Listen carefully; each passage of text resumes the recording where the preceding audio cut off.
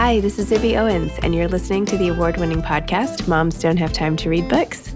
I'm also the host of Moms Don't Have Time to Lose Weight, and I'm the editor of the anthology, which you should run out and buy, called Moms Don't Have Time to, a quarantine anthology. All proceeds of that book go to COVID-19 vaccine research. And I'm the editor-in-chief of Moms Don't Have Time to Write, a new publication on Medium, and we're accepting submissions, so please send your personal essays there. And if all that isn't enough, you can follow me on Instagram at Zibby Owens, and my website is zibbyowens.com. Okay, now back to this amazing podcast. Today's episode is the recording of my recent event with the Temple Emmanuel Stryker Center, in which I interviewed Jeanine Cummins, author of American Dirt. As you may know, if you've been following my podcast and listening along for, a year or so, or more, it's been 3 years now, I interviewed Jeanine over the summer with my book club for the first time. And that was really interesting. And I got to know her thoughts and feelings a little more then. But now that it's been over a year since the whole controversy surrounding American Dirt happened, I got a chance to really dig deep and talk to Jeanine about not just the controversy, but about her writing and all the great things that people should have been asking her from the beginning, but instead were completely blindsided and distracted by the controversy surrounding the book.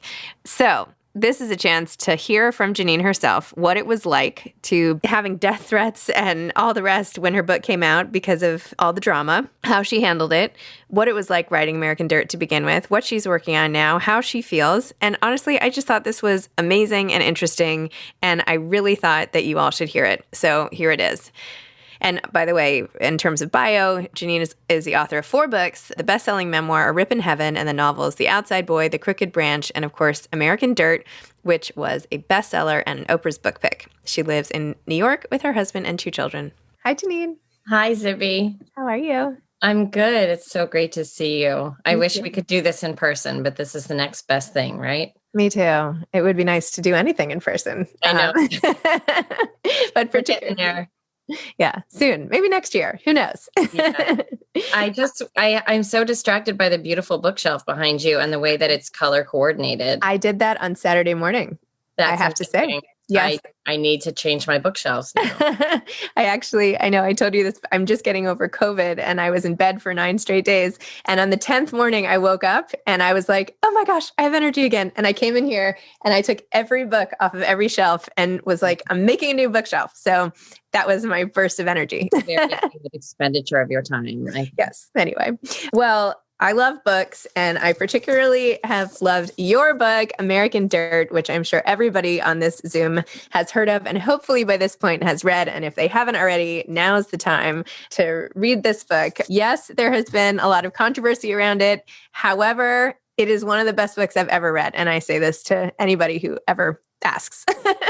So congratulations on writing what has become one of the greatest masterpieces of this time. And I don't say this to butter you up. I actually really, really mean it. It's amazing. So thank you. Congratulations. Thank you for being so kind. It was a labor of love, 5 years in the making. And it's really gratifying to know that despite all the controversy, readers like you have responded so positively to the book that it really makes a big difference. It feels like the antidote in a lot of ways to the difficulty of the last year. So I'm grateful. So let's talk about the book itself for a little bit, because the book itself is fantastic, as I said, but also weaves in so many different themes, right? We have the theme of motherhood because Lydia, and for those of you who aren't following, well, I'm assuming most people have read it, but Lydia and Luca have to try to get out of Mexico, and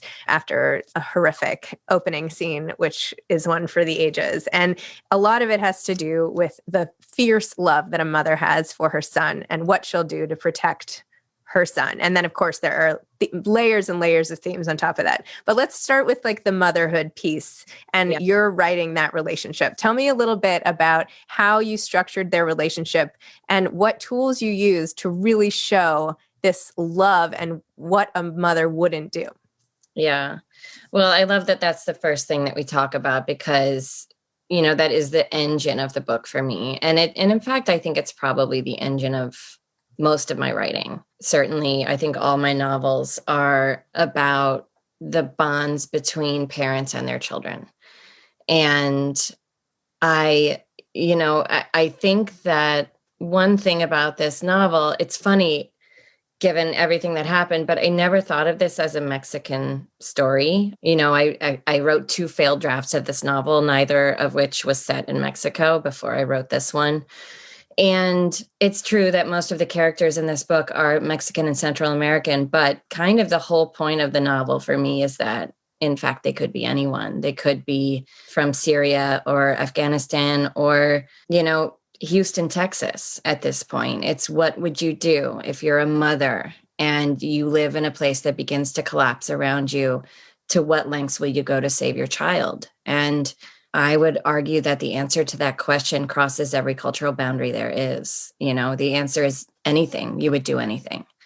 And, this is one of the few absolutely universal truths, I think, of humanity, is that we do whatever it takes to save our children. And, when I was writing this book, I was grieving for my father. And I think that a lot of that grief and the trauma of losing him in the way that I did is evident in the book. It's evident to me reading it. And I think, very often when I have a trauma in my life, it makes its way into the pages. And that is one way that I have of, it's like therapy. It's like free therapy, writing a novel. But it's also, what I tell my children is that if you can take your deepest pain, your deepest wound in the world and embrace it and live in it, sink into it, and get to know it and do whatever you can do with it until you find a way to make it into something beautiful.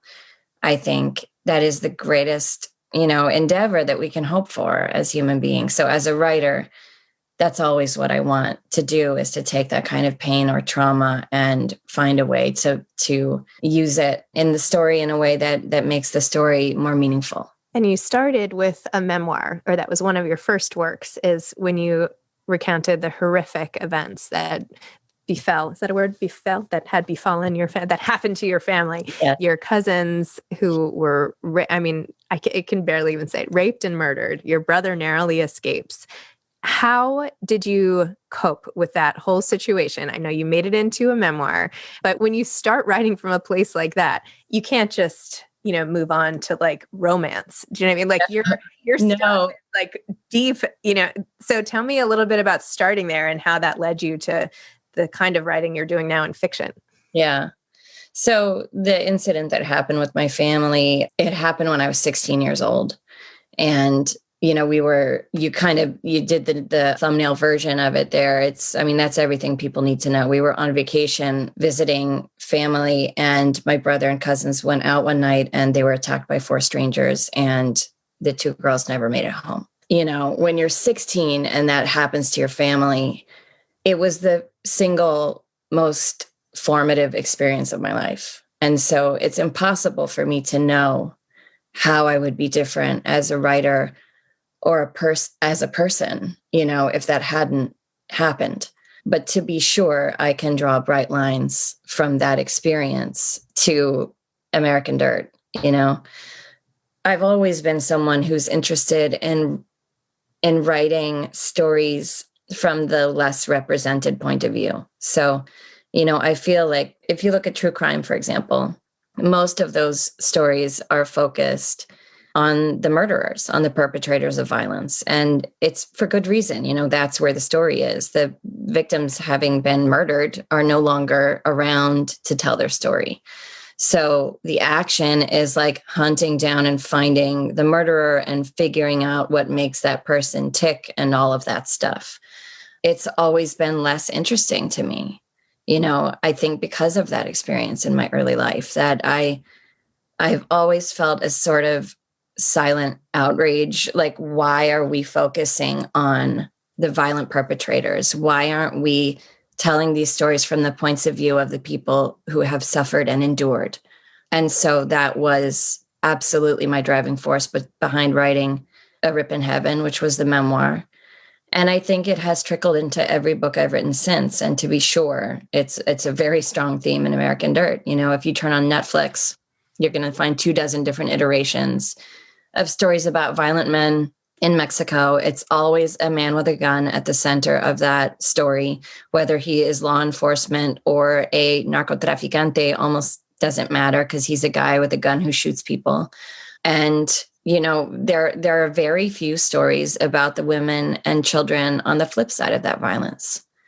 So I feel like this has always sort of been my calling card as a writer, is to follow that less well-represented story. Do you ever feel like maybe, I think Soledad and Rebecca in this book are your cousins sort of reimagined in a way that this is them trying to escape the situation that they weren't able to in real life?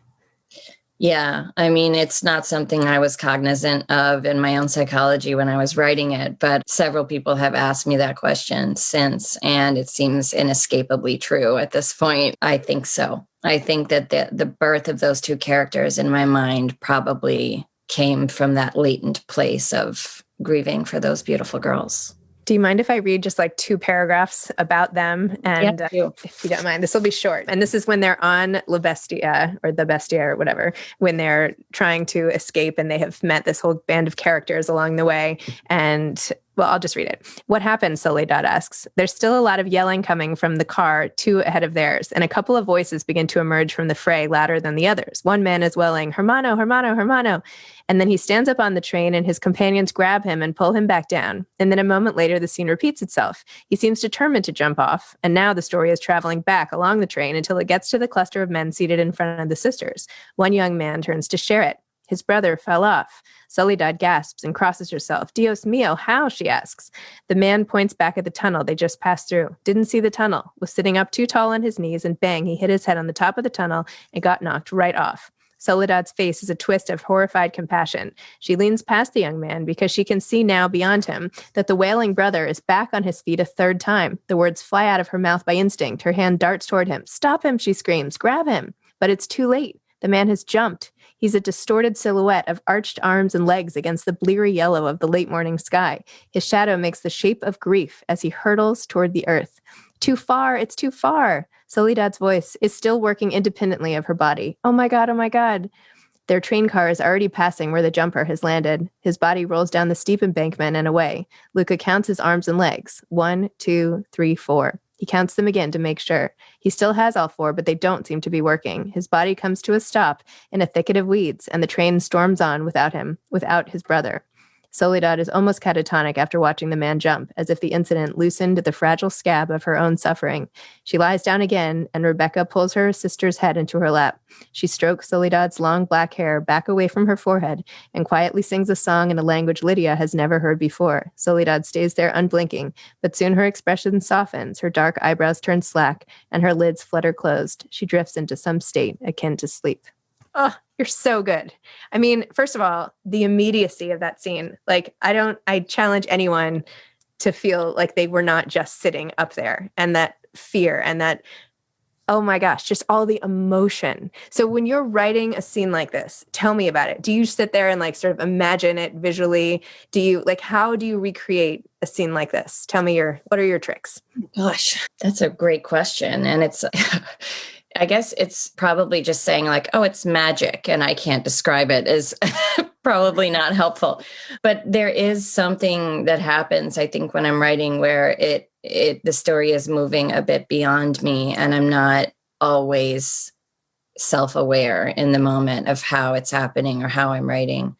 I think for me, a very, very significant part of the process is research. And this is true even when I'm writing a book that's set in this room.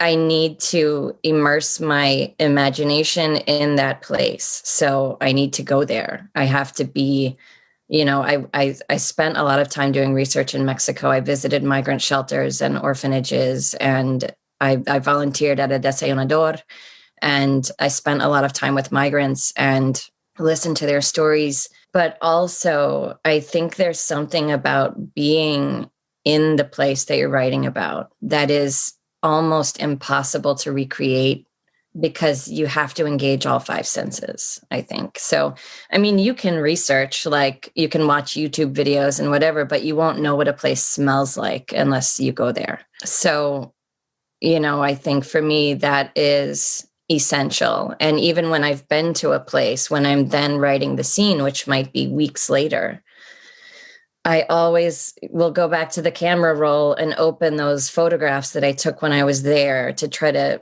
trigger the sensory memory of being in that space. And I think that kind of immersive experience is essential for me as a writer. I know everyone's process is different, but for me, that's what it looks like, You should take some of those pictures and like post them up somewhere. Yeah. Like yeah. this is what I was trying to channel, We could let you know how you did. Yeah, that's a good idea. I have one. Oh, show us. Yeah. I have one tacked up here on my wall. This was when I was in Tijuana. There's a sign or a hand painted thing on the fence on the border wall in Tijuana that says "También de este lado hay sueños." It's on this side too. There are dreams. And to me, that felt it was such a shocking and, like a startling reminder of like how proprietary we have become in this country about everything. And in this story, it really felt essential for me to remember that every single day that I was writing. Wow. And of course, the migrant experience is something that, well, A, has gotten a lot of attention, but B, is something that is close to your heart because, as you recounted in the amazing article that was just came out in your interview that you granted to the London Times on the occasion of your UK version coming out, your own husband is an immigrant from Ireland. And while it doesn't matter where you come from, your point is sort of, well, when you live with someone who's like the centerpiece of your life, who at any moment could be ripped away from you and deported, and it's a fragile sort of foundation on which to rest your life and love. Tell me a little bit about that feeling and then how you put that in American Dirt. Yeah. It's an objectively terrifying way to live. No matter what. And I wrote an essay many months ago for one of the Irish newspapers. It was maybe the Irish Times or the Examiner, about, the kind of moments when I realized that we were never the undocumented family they were looking for. The privilege of being a native English speaker, of having an Irish face and an Irish accent. And, his journey was that he flew into JFK and then like waited at baggage carousel 3 for his luggage. He didn't have to endure any kind of hardship on his journey. But when he got to this country, he was on a visitor visa, which is the same way that I think between 60 and 70% of undocumented Americans come here. They come, on a visitor visa. They're not making the journey on La Bestia from Central America. They're flying in from wherever their country of origin is, and they're coming here to visit, and then they overstay their visa. And that is the way the majority of undocumented people in this country get here, contrary to popular belief. But, that was the story of his journey. But once he got here and he overstayed the visa, he got like a summer job, which then he turned out to be really good at. And then he overstayed. And the whole time they were trying to sponsor him. So they were doing the thing where they were attempting to adjust his paperwork to get him the proper visas. And it didn't work. They tried for years. And then, maybe 2 years into that process, he met me, and I sunk my hooks into him, and we fell in love. And he waited a long time to propose, partly because he was determined to ratify his status before he proposed. He didn't want this idea looming over us that that he had married me for the green card, which was never a fear, I think, for either of us, but he just wanted it done before. And it turned out to be impossible. He did everything that he could. And I think in the 10 or more years that we were living in that way, and with all the extra fear of, every morning when he leaves the house, is he going to come home again? And I have a brother who's a firefighter. So that is a fear that is not familiar to me, that idea that, like, anything could happen to anyone at any time. So, but it's extra heightened when you're living with someone who's undocumented. And then, eventually when we got married, it took an additional 2.5 years to get his green card after we were married. And the whole time you're in that holding pattern, you can't travel. You will call the system to try to get an update on the status, and the automated system like mocks you. It's like, thank you for calling. Your status is under review. Please call back in 90 days. And it just does that for 3 years, until one day you walk to the mailbox and there's an envelope in there that you're lucky you didn't toss out with the junk mail. And it's like the green card, So it's crazy how opaque and broken our immigration system is. And we lived with that for many years. And he actually even fell out of status briefly just a few years ago when he went to get his citizenship. We applied for the citizenship, and it took so long that his green card expired while we were waiting to hear back about the citizenship. And it was, I think, another 2.5 or 3 years that we were waiting. And the lawyers advised us during that time not to renew the green card, because then the green card would have superseded the citizenship application. So he just became undocumented again. This is 10 years into our marriage, 2 kids, a house, and a dog later, and all it takes is like one overzealous police officer to pull him over, and he's gone. And it's crazy that how many families are having to navigate that. And then with the additional layer for so many people of racism, institutionalized racism in this country, the hurdles of not being able to speak the language, and all the other problems of potentially not having a safe place to return to if they do get deported. So there's just layer upon layer upon layer of problems in this system that, frankly, would be relatively easy to address and fix if we could find the political will in this country to do that. Well, I feel like American Dirt put a face by having Lydia and Luca go through this experience, put a real, like, it was as if a close friend had told me what the journey was like by reading your book. So I felt like that's the power of great narrative, right? Great literature is you actually feel like you've experienced some of these things. And then I can read subsequent books, but I feel like your book changed the way I think about the whole immigration experience. I read recently, I don't know if you've read yet, Patricia Engel's new book called Infinite Country. And it's in similar themes, but they're coming from Colombia. And you find yourself at times like reading, like, well, maybe you should just go back. Like, what are you, like, it's not so great here. Because I don't know. I feel like you have started this dialogue in a very, very important way. Obviously it was there, but with your 1.5 million copies or whatever is out there, you have opened this dialogue, which now can be addressed and cannot be ignored. For so many. It's always I think it's probably every writer's great hope. But for me, I grew up reading books like Roll of Thunder, Hear My Cry, which blew my mind as a 6th grader. And those were always the kind of books that I wanted to write, books that would absolutely do what you just described, which is like make people think differently about something that perhaps their mind wasn't open to before. That's always my greatest hope. So it makes me happy to know that it worked. Roll of Thunder, Hear My Cry was assigned summer reading for my school, like our mandatory book. So yeah. I literally remember like sitting on a beach reading that like 100 years ago when I was like in 6th grade or whatever. Yeah. Not 100, but Great book. Absolutely astonishing book. Let's talk just like for 2 seconds about the fact that this became such a big scandal. And in the London Times piece, you talk about the fact that you stayed at home in your bathrobe and ate nachos for months after, and a friend had to move in and, make sure you were okay because of all the PTSD. Tell me a little about this unexpected backlash when the book had been, won at auction by, who was it? Grant? No, how do I not remember? Flatiron, right? Yeah. And it was chosen by Oprah and was going to be this whole thing. And I'm sure you were just like, how could you not have been just riding high on like the imminent success? And then right before you're at the finish line, had this complete reversal, which, oh my, and then to have the tour canceled and the rumors of death threats and all this stuff. Take us just back to that nacho eating moment for a minute.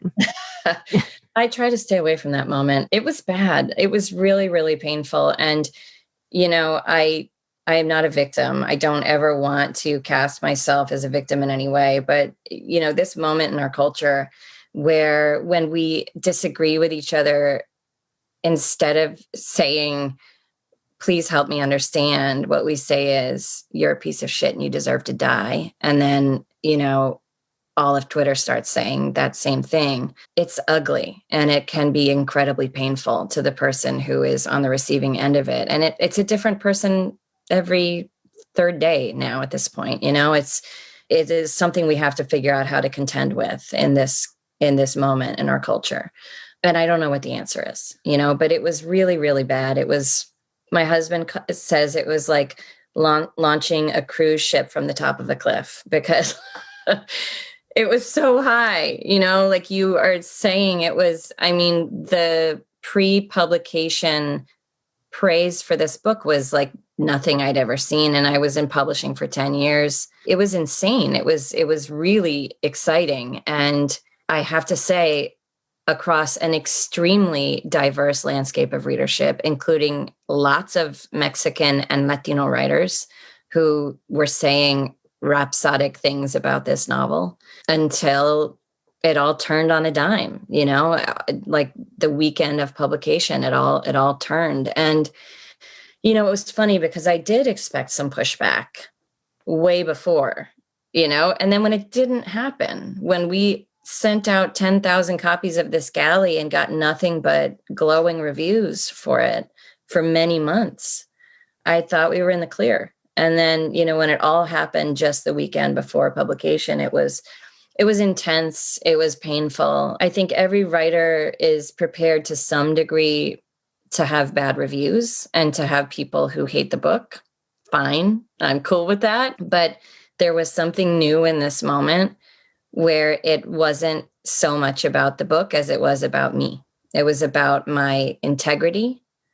It was about my ethnicity, which is bananas, because I happen to be Puerto Rican and Irish, but it's not relevant. I don't understand what that has to do with the novel that I wrote. Although I will say that I probably opened the door to that conversation a little bit by writing the author's note that I wrote. So I think that was problematic, but no fiction writer anticipates the kind of hatred that I received. Nobody. It's not what I signed up for. It's not what I expected. And yes, the tour was canceled because of that hatred. It was canceled because there were threats of violence against me. And, what happened was that the events started to be canceled piecemeal. So we were hearing from bookstores and venues 3 and 4 days out that they weren't going to, they didn't feel they could guarantee my safety. And so we were canceling events one at a time. And then eventually the publisher said, I think we need to just call it. And I was really resistant at first because I felt like I didn't want to give up. I didn't want to give in. I wanted to say what I wanted to say, and I felt like I could engage. I felt like I could address all of the complaints in a way that, because I'm open, I'm willing to talk and listen and learn. But there was no dialogue happening. And it wasn't, ultimately, I think they understood that it just was going to be it was going to be a non-victorious thing, and that it wasn't worth the physical danger to the bookstores, the employees of the bookstores and the venues, and to myself. I wonder what would have happened if the timing had been pushed just a little and this had been during COVID, because you wouldn't have had any threats. It wouldn't have mattered, right? With everything virtual. I just wonder what that would have done if the conversations could have happened, right? Because I think part of the book tour being canceled, then it was another silencing of sorts, right? Unless you were going to call like an old school press conference, like from the movies, gather around, right? Then you didn't have as much of a venue. I wonder though, at this point, looking back a year later or whatever, would you have done anything differently? I mean, you reference the author's note, but would you have changed things in the book? Or are you going to change things in any subsequent editions, or are you just like, where's your head at these days? Yeah, I don't think that the book is the problem, frankly. I think that I do regret the author's note. I think it was clumsy, and it was my endeavor to try to justify the book that I had written. And to be frank, like, I don't owe anyone an explanation. I'm a novelist. I made up a story, and I stand by the book that I wrote. I spent 5 years writing it. I do think that the conversation about cultural appropriation in particular is an important one. But I think there's a difference. I think we need to learn how to differentiate between what is cultural appropriation, what is just the stealing and hijacking of stories, versus what is someone who is fully engaged in social justice and attempting to wade into a conversation that she feels is really important and she wants to be a part of. Then there were parts of the controversy that I think are completely legitimate. There are tremendous inequities in the publishing industry, and Latino writers have been underrepresented and underpaid for a long time, and specifically Mexican writers.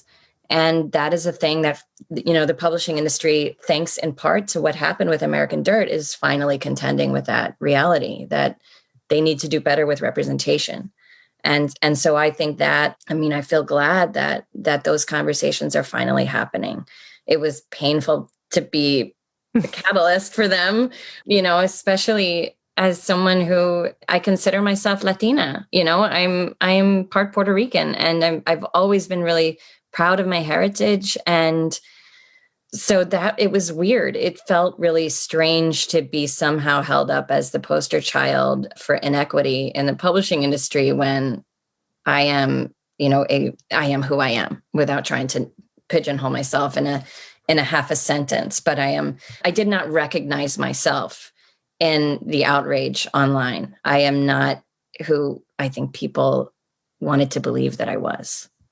Well, I think there's this crazy assumption that just because someone is a relatively public figure or writes a book or stars in a movie or whatever, that their life is sort of up for grabs for everybody else to paw into and dissect and then judge. And I think people, in their haste to make judgments or jump on a bandwagon or whatever, they forget that someone's on the other side of those tweets. I mean, what kind of kindness is that? I mean, you can make your point without, threatening the life of somebody who is at their core an artist, right? You're creating a work of art here by creating literature and starting a discourse. And, I wrote this at the time when I wrote this piece in defense of Jeanine Cummins, because I was so upset because I had like this special place in my heart for your book. I kept like telling everybody before it came out, like, oh my God, it's amazing. And then I was like, I couldn't believe what happened. And I was trying to defend a novelist's right to paint a picture. And obviously there are many other layers to it, but still,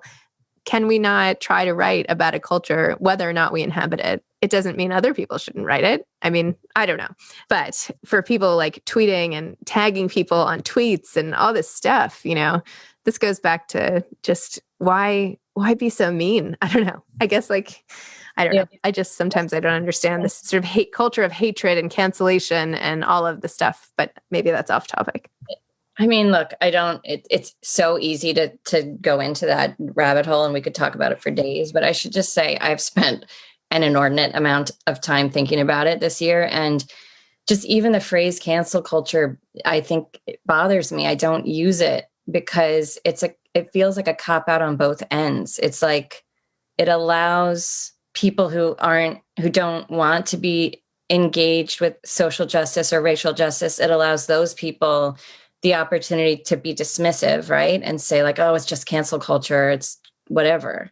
But at the same time, it also allows people who are really just engaged in hateful vitriol, and often many of these people in a self-serving way, it allows them the opportunity to sort of wrap themselves in the banner of moral outrage, when really, like, we should just call a spade. And there are plenty of folks out there who are just engaged in hatred for hatred's sake. And it has nothing to do with racial justice or social justice. So I think it's a little reductive, this whole conversation, and it would be great if we could dig into it and figure it out, like with a bit more nuance, you know? Okay. Well, not today. Yeah. So what are you working on now? Well, I have finally started my new book. I mean, really recently, like last Saturday. I have sort of thought of and discarded a dozen ideas over the last year about, all the themes that have been running through my head all year. And I couldn't find a good framework on which to hang them. And then I think I finally hit on it. So I've been talking to my agent and my editor. It's sort of top secret for now, but it feels so good to be writing again. I worried that I would be a little cowed. I wanted to wait until I felt like I could be sure that I would write without censoring myself, that I wouldn't be writing into my fear. And I'm finally at that place. It's been a year. I think I have some good perspective about what happened with this book. And I know at the end of the day, I'm stronger because of it, and maybe slightly more liberated, actually, because I think a lot of writers in this sort of cultural landscape are maybe fearful. I would be, I think, of like trying to be free to write whatever they want because they may be weighing the potential cost if Twitter decides that what they've written is wrong for some reason. So they may be weighing that relatively heavily into their decisions about how they write and what they write. With me, I sort of feel like maybe I am just completely liberated because I already went through it and I survived. So maybe now that means I'm free to write whatever book I want. It like ties back to where this all started, right? When you start your life with the worst thing ever happening, you have to build things from there, right? The worst has happened. The worst happened to your family, like something unthinkable and terrible. And yet you recovered and you realized you could go on. And now the same type of thing is like trauma essentially has happened with your book. And now like maybe it's all just destined, like this next book, maybe this is going to be I don't even know, right? All these things have conspired. So I don't know. It's anytime you have a hardship in your life as a writer, if you can take that and fold it into yourself and find a way to not be defeated by it, but to fold it into your work somehow, that it can inform your work. It gives you greater perspective. It can make you a better writer. So that is my hope. We'll see how it goes. And is this where you write, like where you are right now? Yeah, this is my office. It's away from the house. So thank God. So we have a detached garage and my office is above the garage. So I have to climb a ladder to get up here, but it's cozy and I cannot hear the homeschooling that's happening 30 feet away. So it's good. Yeah. Wow. That's why all the FaceTimes, I guess. Our daughters both FaceTime us quite often, age 13. This is like, I don't know what I used to do to my mom, but I guess this is the equivalent of that kind of bothering of the mother. So yeah. And I decline. She can come climb the ladder and knock on the latch if she needs me. Wow. I need more of an obstacle to get into my office. I have just like a tiny hallway in Manhattan. Well, not so tiny, but it's right there. So, perhaps the ladder, maybe some sort of one of those things you put on the ground, like from a gym class, those like the yellow thing. Anyway, whatever. Do you have any like inspiring type advice for the many people out there trying to write this great American novel? Yes, they should read this book. It's Have Time To by Zibby Owens. It's a great book. My advice. Actually, this is my advice, right? Read. I think that is the most important thing you can do as a writer. It makes you better. Absolutely makes you better. Read as a writer. Try to figure out the books you love. Why do you love them? What did the writer do in those books?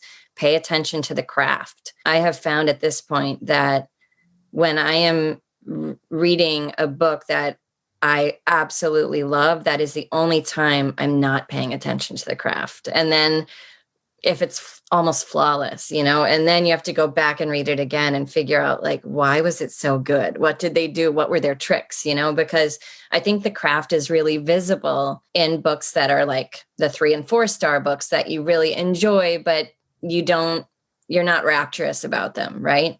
You can see why.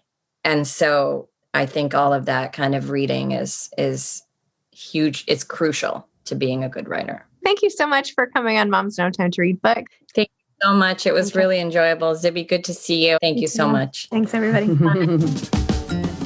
Thanks for listening to this episode of Moms Don't Have Time to Read Books. Don't forget to follow me on Instagram at Zibby Owens and at Moms Don't Have Time to Read Books. Also sign up for my newsletter at zibbyowens.com and sign up for my virtual book club and meet lots of authors on Zoom every other week. Thanks so much to Steve and Ryan at Texture Sound for the sound editing. And thank you to Morning Moon Productions for providing this fantastic intro and outro music.